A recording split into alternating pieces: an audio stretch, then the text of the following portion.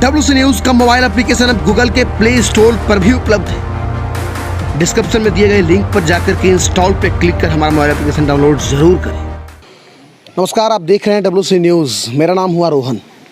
बिहार में चुनावी सरगर्मी जो है लगातार बढ़ती ही जा रही है और ये जारी भी है, क्योंकि इसी साल के अंत तक विधानसभा चुनाव होनी है। कहीं ना कहीं माने तो अमित शाह जी के शंखनाद के बाद तमाम दलों के बीच में एक खलबली सी मच गई थी।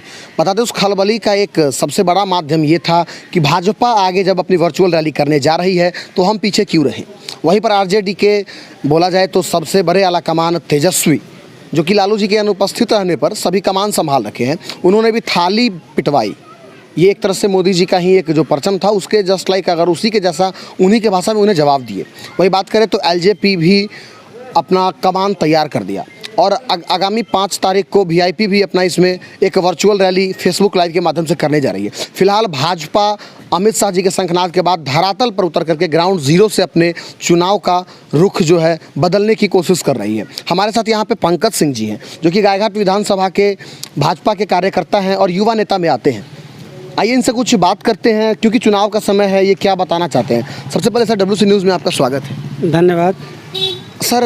अभी चुनावी सरगर्मी जारी है लगातार। आप वैशाली में भी आप, जैसे कि हमने वहाँ से आपकी मुलाकात हमारी आपके बीच हुई थी, काफ़ी ज़्यादा संख्या में गाड़ी लेके आप वहाँ गए थे। बहुत सारे युवा, बहुत सारे बुजुर्ग, बच्चे सभी उस अमित शाह जी के रैली में शामिल हुए थे और लगातार देखा जाए तो अमित शाह का वर्चुअल रैली भी हुआ था।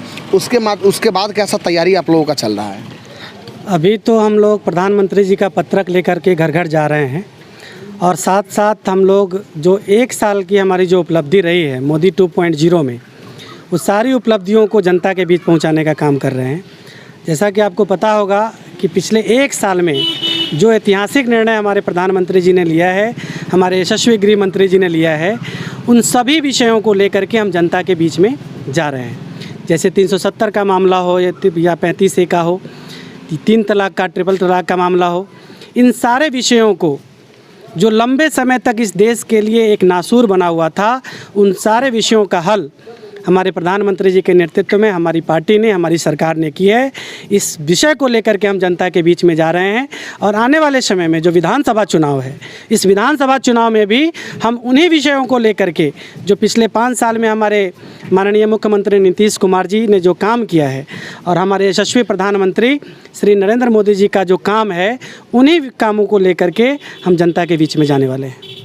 अभी आपकी ये जो पत्रक आप 2.0 सभी में बांट रहे हैं, सभी के बीच में, उसके कुछ उसमें क्या क्या है, कुछ संक्षिप्त में उल्लेख करें। देखिए, इसमें इस पत्र में जो प्रधानमंत्री जी ने सीधा जनता के लिए लिखा है, इस पत्र में उन सभी विषयों को रखा गया है। जैसे मैं एक उदाहरण के रूप में आपको मैं दे रहा हूँ कि पिछले कार्यकाल में आपने देखा होगा कि पिछले कार्यकाल में पूरा जो कार्यकाल 5 साल का रहा है, वह जन आकांक्षाओं को पूरा करने का कार्य था। प्रधानमंत्री जी ने उन सभी चीज़ों को जो जनता से सीधा जुड़ा हुआ विषय था, जिसमें जनधन खाता था, जनधन खाता खुलवाना हो गया, हर घर को मुफ्त बिजली का कनेक्शन देना हो गया, या हर घर में उज्ज्वला के योजना के माध्यम से हर परिवार में मुफ्त में गैस का कनेक्शन देने का मामला हो, इन सारे विषयों को प्रधानमंत्री जी ने जन आकांक्षाओं को लेकर के जनता के बीच में हम लोग जाने का हम लोगों ने काम किया। यही नहीं, आपको पता होगा लगभग इस देश के किसानों के खाते 9 करोड़ 50 लाख किसानों के खाते में सीधा किसान सम्मान निधि के द्वारा सीधा राशि पहुंचाया गया। यानी डायरेक्ट बेनिफिट ट्रांसफ़र के अंतर्गत सीधा किसान के खाते में पैसा आया। ये सबसे बड़ी उपलब्धि मैं मानता हूं। और जो किसान बंधु हैं, हम लोग चूँकि ज़मीन पर काम करने वाले कार्यकर्ता हैं, जो किसान बंधु हमारे हैं, जो हमारे अन्नदाता हैं, वो लगातार मोदी जी को आशीर्वाद दे रहे हैं। सर, लगातार आपको मतलब हमारी टीम देखती है, क्षेत्र में लगातार धरातल पर काम करते हैं, तमाम जनता के दिल में उतर रखे हैं। इतना तक कि गायघाट विधानसभा क्षेत्र में विधायक होने के नाम भी आपके अव्वल मतलब अंक प्रदान कर रही है। देखा जाए वहीं पर पिछले हफ्ते यहाँ के वर्तमान विधायक महेश्वर प्रसाद यादव जी एक उद्घाटन कार्यक्रम के दौरान पत्रकारों से बात करते हुए स्पष्ट कर दिया कि हम जेडीयू से लड़ने जा रहे हैं चुनाव और यहाँ पे फिर भाजपा। तो क्या इस पर आप क्या टिप्पणी करेंगे? देखिए, मैं कार्यकर्ताओं की आवाज़ हूँ। कार्यकर्ता हमसे जुड़े हुए हैं, कार्यकर्ताओं से मेरी बातचीत होती है और क्षेत्र के जो भाजपा के समर्थक लोग हैं, उन लोगों से भी बातचीत होती है।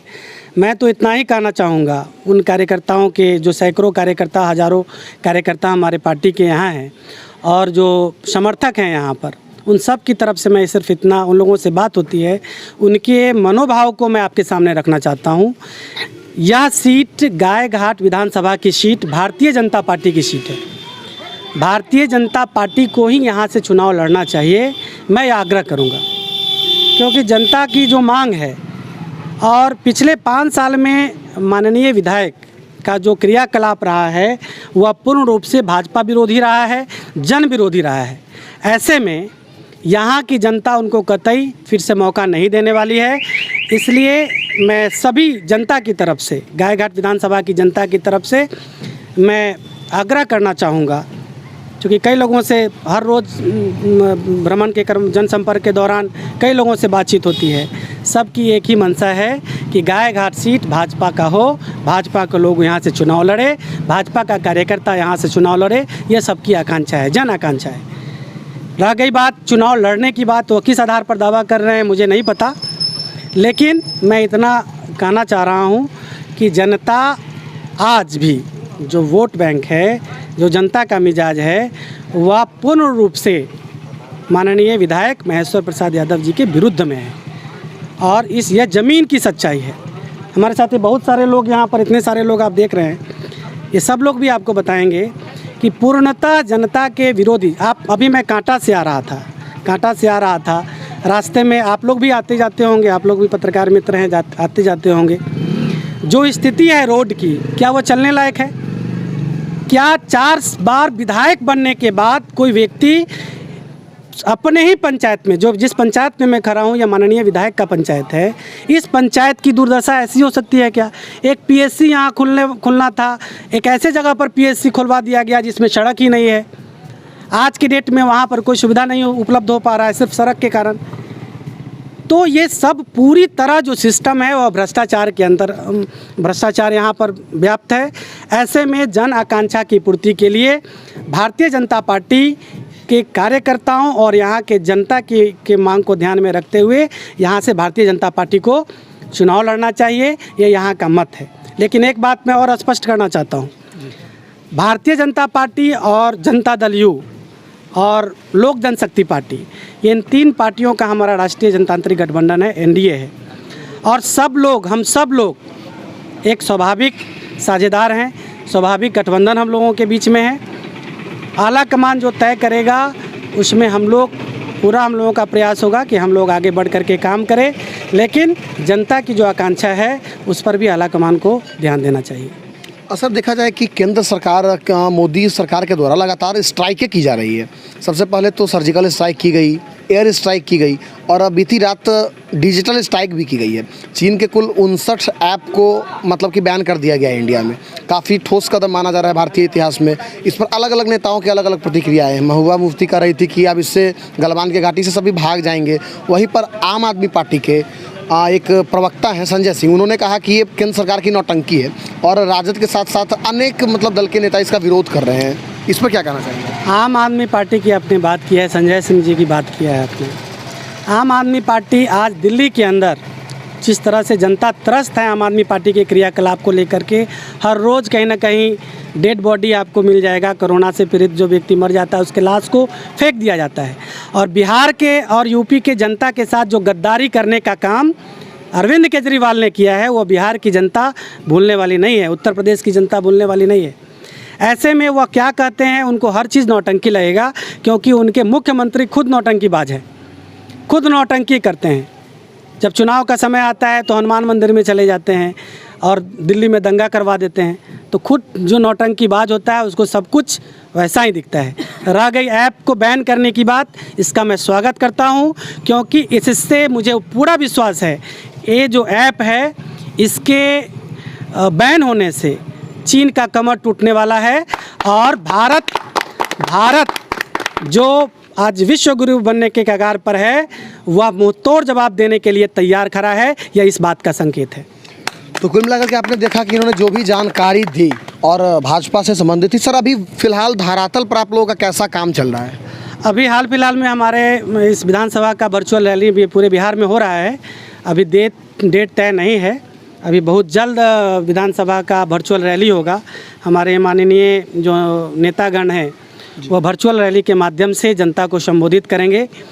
एक इसके लिए मंच तैयार वगैरह भी हम लोग सब लोग उसकी पूरी तैयारी कर रहे हैं और भारी संख्या में यहाँ पर लोगों ने अपने मोबाइल में जूम ऐप डाउनलोड करना शुरू कर दिया है। सब लोग प्रतीक्षारत हैं कि कितना जल्दी हमें अपने नेताओं को सुनने का अवसर प्राप्त हो। जूम ऐप डाउनलोड करवाने का अभियान हम लोगों ने शुरू कर दिया है और एक बहुत ही सफल वर्चुअल रैली हम लोग करने वाले हैं। इसकी पूरी तैयारी हम लोगों ने यहाँ पर कर लिया है। जैसा बात सूत्रों से निकलकर सामने आ रहा है कि गायघाट विधानसभा क्षेत्र में गठबंधन से वीआईपी को सीट दिया जा रहा है और कैसा टक्कर रहेगा इस बार? देखिए ये उनका जो है महागठबंधन का ये आंतरिक मामला है।